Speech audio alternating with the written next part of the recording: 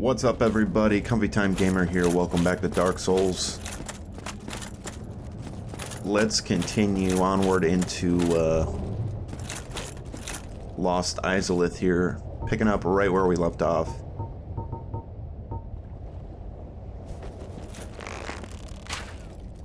More of these stupid things.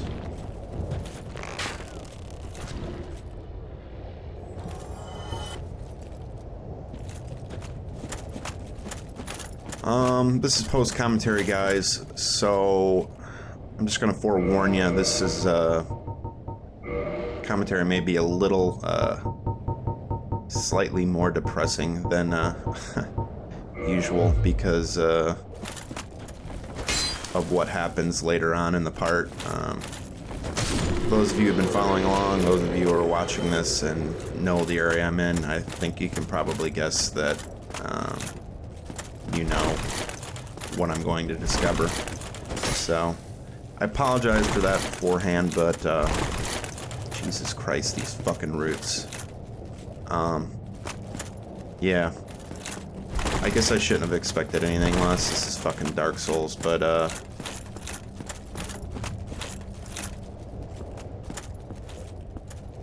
and I guess it's just a testament to a good game, where you actually give a shit about your characters.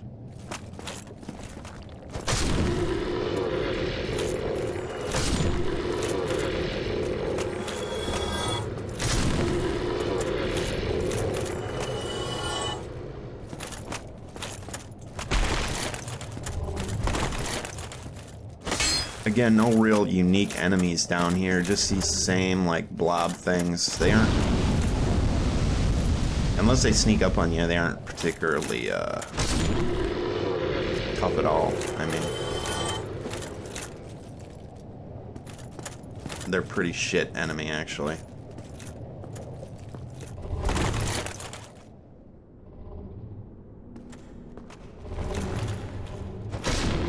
Of course, I'm also over-leveled for the area, so...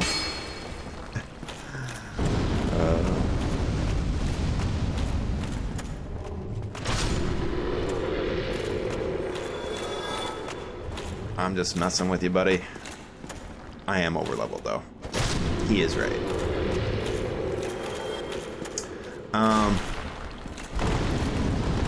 I was planning on doing kind of like a fireside chat or... Get out of there. Fireside chat or bonfire chat or whatever the fuck you want to call it, about my plans on post Dark Souls, because I am, I'm getting towards the, obviously my release videos are behind on where I'm actually at in the game, and I'm getting, yeah, I still got stuff to do, but we're starting to get, I think towards the end of the game, so I'm kind of trying to decide what I want to do afterwards. And maybe I'll have just a separate video to talk about that, and you guys can, you know, leave comments and whatnot regarding your suggestions on where to go. I'm definitely going to be doing another Dark Souls run right after this one. It'll be obviously faster paced, and I'll be trying to hit lore or areas that I may have missed, because after I complete this run, I will, you know, I will dive head on into Dark Souls lore videos and that sort of thing, to sort of check out a lot of the stuff that I missed, and to increase my knowledge of the Dark Souls world, so I can be you know, more informative, more informed myself, and more informative in my videos. But alongside that second Dark Souls run, which I probably won't be doing, just to let you know, I won't be doing New Game Plus with this character. It's just, you know, I don't think the stats are probably all fucked up. I'm just sort of been doing increasing stats wherever I see, you know, fit. I'll probably go for like an actual build. And I know I talked before about doing like a magic build, and I might do that, but I'm also kind of thinking about maybe doing a like a hardcore dexterity build, like a thief assassin type, because as I mentioned in the other couple videos ago, that that's typically the type of first time player role play that I like to do. So I might actually do that. I haven't quite decided yet, but we'll see. But anyway, I'm just showing a couple. I don't think I showed some of these keys when I was actually in the archives. I'm not sure that I read them on camera, but they definitely give a lot of insight into Cease mistakes, which is mentioned on multiple keys, and it's just sort of reinforcing, more reinforcement to his fall into madness and his experimentation with maidens, trapping maidens, stealing women from Lord Run, and apparently other worlds, times as well, because he did trap Dusk, and we know she wasn't from our time period. And experimentation with crystals and stuff like that. So yeah, I just wanted to read those off. If I'd already done it, I don't remember. It gets kind of hard to remember when your real-time progression in the game is getting, I won't say significantly farther ahead than what the stuff I'm pushing out is. Hello.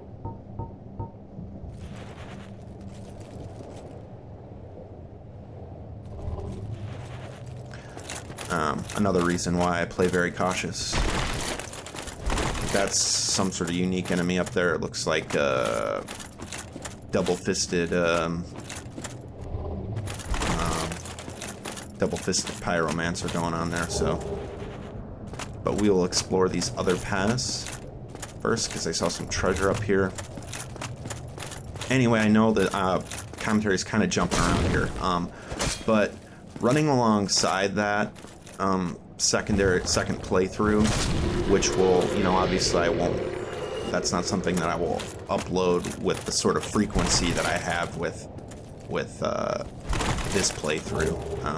I've sort of given up on all my other games since I started playing Dark Souls, and pretty much fully immersed myself in the Dark Souls world. And you know, I have limited time as it is. I think I've done pretty good with pushing out videos fairly rapidly, but it takes time, man. It takes a lot of time, especially when you're doing post commentary, which I prefer to do, by the way. I mean, I think the commentary is better because when I'm playing, it's easier to concentrate on the gameplay, and then doing post commentary, you know, you have the time to sort of watch what you're doing and have your thoughts more concise, I guess. But anyway, I think we'll probably be having a debate, because I'm already debating it in my head on whether to go ahead and buy maybe Demon Souls for PS3 and really go back to the beginning. There's always Dark Souls 2, and then there's obviously Dark Souls 3. And I'm sure that this will spawn a massive debate. I've already done some pre-research on Dark Souls 2. That floor is a different color, and I fucking knew it. I had a feeling, and then, yeah. I should have known better. But we do get to see our bro, Siegmeyer, probably sleeping over there. Anyway,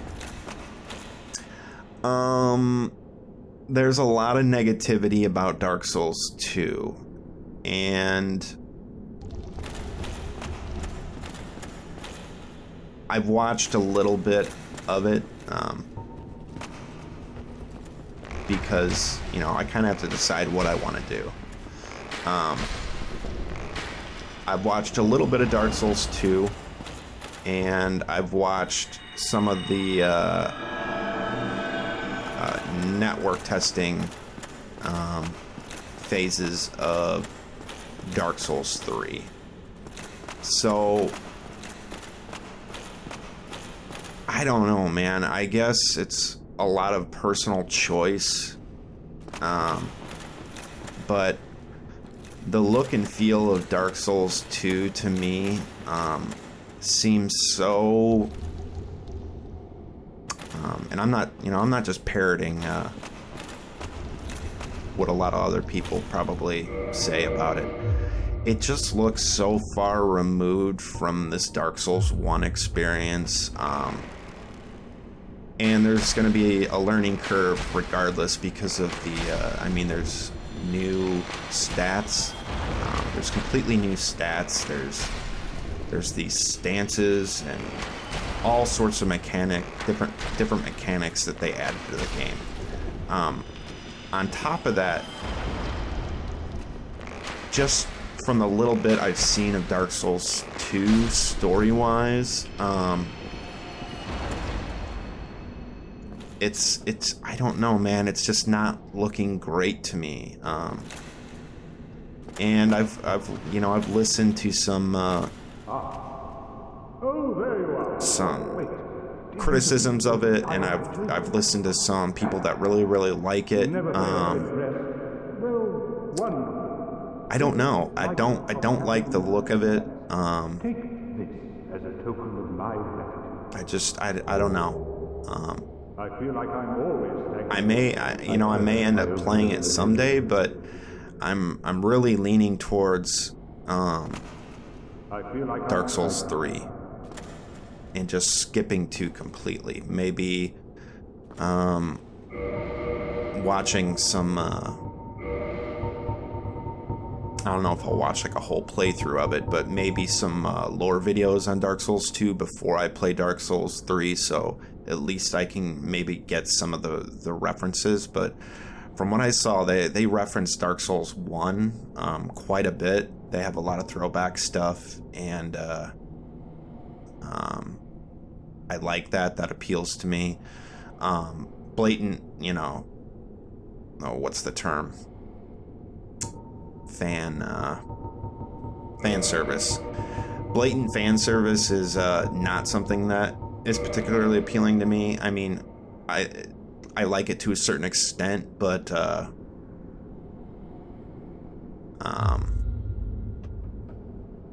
as long as the story sort of works it in there in a coherent fashion, then I'm kind of okay with it. When it's just, oh hey, look, here's a boss from Dark Souls 1 or whatever, and he's just here. That shit kind of pisses me off, but I don't know. And maybe Dark Souls 3 has a lot of that, but just the technological advancement too, the way it looks. I mean, it looks amazing. The artwork looks amazing.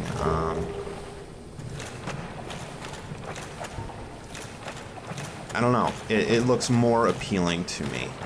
I don't know any other way to say it. So, I guess, you know, fuck, we don't need to have a fireside chat. If you're watching this, I mean, go ahead and throw your opinion up. I'm curious if you've played Dark Souls 2 and what you thought of it. But I'm really leaning towards maybe not skipping it and going straight into Dark Souls 3. And then maybe coming back to it. But I've also, you know, I'm also kind of interested in Demon Souls. I realize it would be a step backwards, but I feel like if I played Dark Souls 3 first, and then went to Demon Souls, I would be like, what the fuck?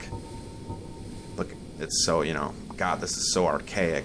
I wouldn't want to ruin Demon Souls by playing Dark Souls 3. So it's kind of, you know, it's kind of up in the air right now as far as what I'm going to want to do.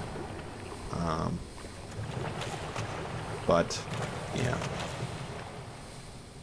So I guess I'll decide when I decide, and then I'll let you guys know. But your comments are always appreciated.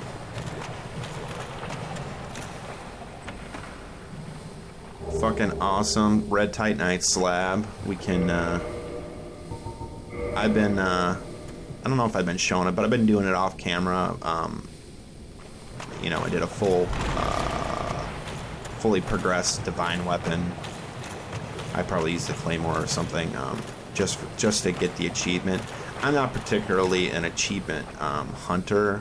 I really don't care, but if, you know, if the opportunity presents itself, I mean, why not?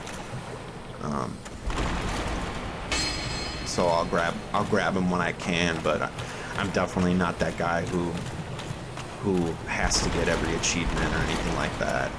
You know, the achievement is completing the game and having a good experience while doing so. That's the achievement, not I picked up every fucking single item in the game or anything like that. Although hats off to people that do that. I mean, if you want to invest the time to do that, that's great. And some people, that's their thing, you know? There's nothing wrong with it. It's just not me. But we will get that fully upgraded fire achievement, though. We might as well, since we picked up that slab. And who knows, maybe it'll come in handy against a boss or something.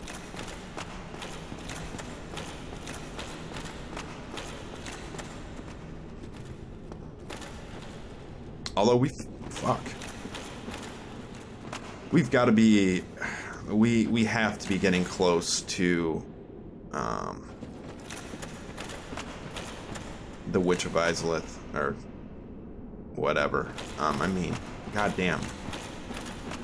How many bosses have we fought down here? 3? Ceaseless, Centipede, Fire Sage. So many. Yeah, that treasure over there is annoying me, and I'm kind of debating. This is me kind of debating, do I want to jump back down there and try and figure out how to get to that? Or do I not really give a fuck? And I don't really give a fuck. We need to make some progress. I wanna make some progress. So let's get the fuck out of here.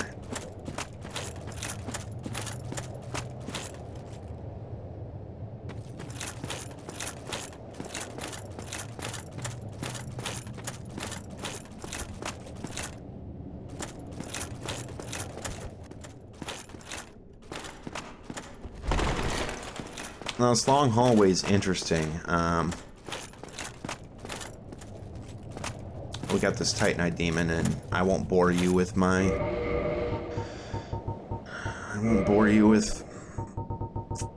fucking 5 minutes of sniping it.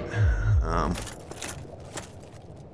pop a couple in them. We'll go ahead and we'll cut it out for time's sake. But, obviously, since I've already said this is post-commentary, you know, that Titanite demon does respawn, which I find very interesting, and it always drops demon Titanite, so at this part of the game you could, for weapons that need that upgrade material, this is the only spot in the game where I've seen that happen. So... And... Ooh, crystal lizard.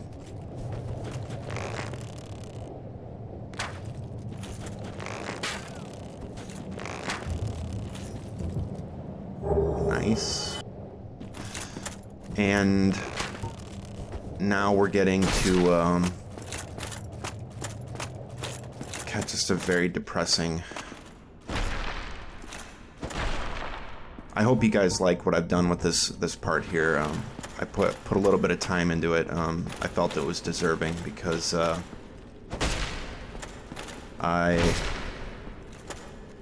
yeah, this was a big shock, because I can already see who it is, and I know what's gonna happen.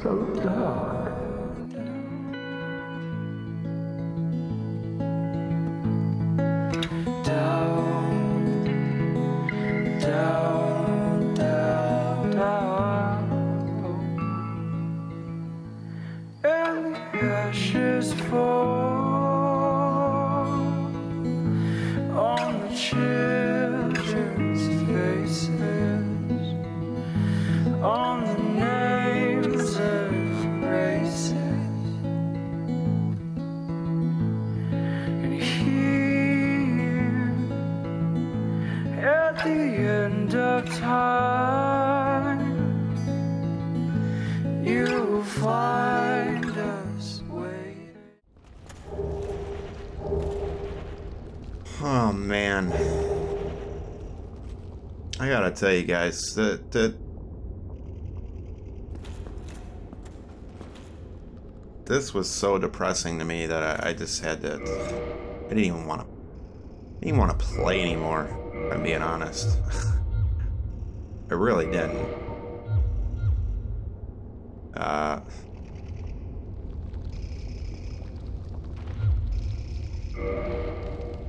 I mean, I'm gonna complete the game, obviously, but just at this point right now, it's just like, man. It's the first time that I've. It's really interesting because it's just a hallmark of a really good game that you. It's rare that I give a shit about NPCs in any game, just because most games have so little depth. And it's amazing how we've only had 3 dialogues with Solaire, but those dialogues have always been quite powerful. And along with his assistance in boss fights, he has become like, you know, that reliable NPC. That's traveling with me through Lordran. I mean, Siegmeyer is more of a bumbling. I like Siegmeyer, but he's just, you know, Solaire is just completely different, and to lose him. Hats off to Miyazaki, because that's a real blow, man. That's a real psychological blow to the player. At least it is to me. It's the first time that I feel truly alone here in Lordran, and it really goes. You know, it's also kind of setting the tone to let me know that the end of the game is approaching. Like I said, we still got a lot to do, but it's just, you know, you've done way past the halfway point, man. You're on the downward slide. So it kind of sucks. I just wanted to look at some of his gear here. And the sunlight maggot. A loathsome parasite that inhabits lost izalith is completely immobile yet still lives. When we're on the head, it emanates blinding light, which is why it's known as a sunlight maggot. Strange, because that's what Solaire was wearing. Now,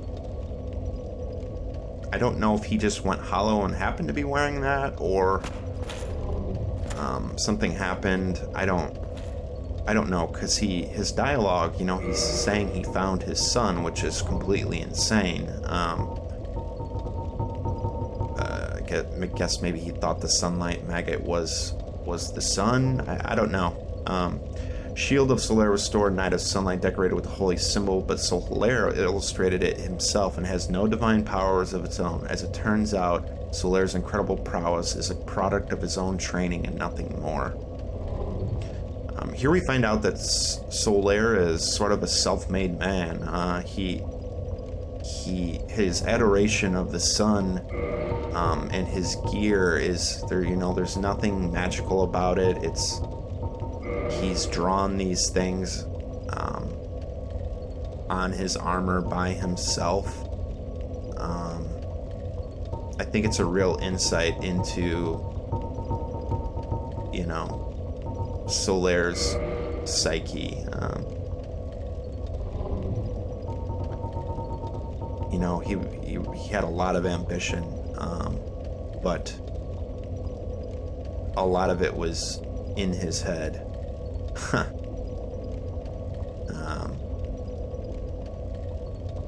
And unfortunately, he did not He was not the chosen undead. We're the chosen undead. I guess if I would have thought about that when we first met him, we should have known that his fate was, he was destined to fail, I guess. Here I can't find the iron bracelet because I'm an idiot, so I'm just going to cut ahead. And we'll slap his helm on too. They all say the same thing, pretty much. I'm going to go ahead and call this apart, guys, to sort of let that sink in and come back in the next part a little bit more upbeat, a little bit more refreshed and ready to continue onward into Izalith.